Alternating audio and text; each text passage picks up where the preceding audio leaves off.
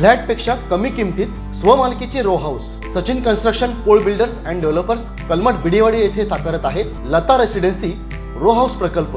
Kankavli police station पासून अवघ्या हाकेच्या अंतरावर 3 BHK 2 मास्टर बेड सह 1100 स्क्वेअर फूट RCC बांधकाम, Jaguar concealed plumbing fitting, modular kitchen, सागवान फ्रेम दरवाजा, स्वतंत्र असेसमेंट, सेपरेट वॉटर मोटर, 60% काम पूर्ण, मोजकेच रो हाऊस शिल्लक। साईट पत्ता मनोरमा पार्क बिडेवाडी कलमठ।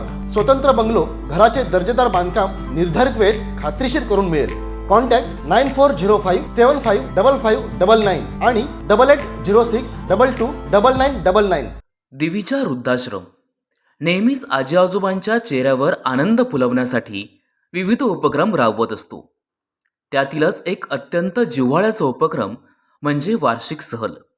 वयोमानामुळे बाहेर फिरणे अनेक आजी आजोबांना शक्य नसते। अशा ज्येष्ठांना वर्षातून निदान एकदा तरी मोकळ्या वातावरणात निसर्गाच्या सानिध्यात आनंद घेता यावा या उद्देशाने दिविजा वृद्धाश्रमच्या वतीने एक दिवसीय सहल व वनभोजनाचे आयोजन करण्यात आले। संस्थेचे सेक्रेटरी संदेश शेट्ये तसेच आश्रमातील कर्मचारी वर्ग यांच्या नियोजनातून हा उपक्रम साकार झाला।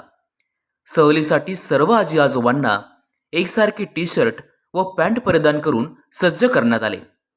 आश्रमाचे मॅनेजर समीर मिडबावकर यांच्या हस्ते शुभ मुहूर्तावर नारळ फोडून देवाचे गाराणे घालण्यात आले आणि सहलीच्या बसला हिरवा कंदील दाखवण्यात आला। डोक्यावर टोपी, हातात काठी आणि चेहऱ्यावर उत्साह घेऊन गणपती बाप्पा मोरया या जयघोषात 40 आजी आजोबा आणि 15 कर्मचारी सहलीसाठी रवाना झाले। नांदगाव येथे सर्व आजी आजोबांनी गरमागरम वडापाव आणि शीतपेयाचा आस्वाद घेतला। सहल पुढे फोंडा येथे पोहोचल्यावर साने गुरुजी जयंतीचे औचित्य साधत साने गुरुजींच्या प्रतिमेस पुष्पहार अर्पण करण्यात आला। खरा तो एकच धर्म या प्रार्थनेवर आजी आजोबांनी ताल धरत वातावरण भक्तिमय व भावपूर्ण केले। यानंतर आजोबांमधील सतेज रणखांबे यांनी सांताक्लॉजची वेशभूषा करून वाजत गाजत आगमन केले। त्यांनी आजी आजोबांना चॉकलेट व भेटवस्तू देत सर्वांचे चेहरे अधिकच उजळले।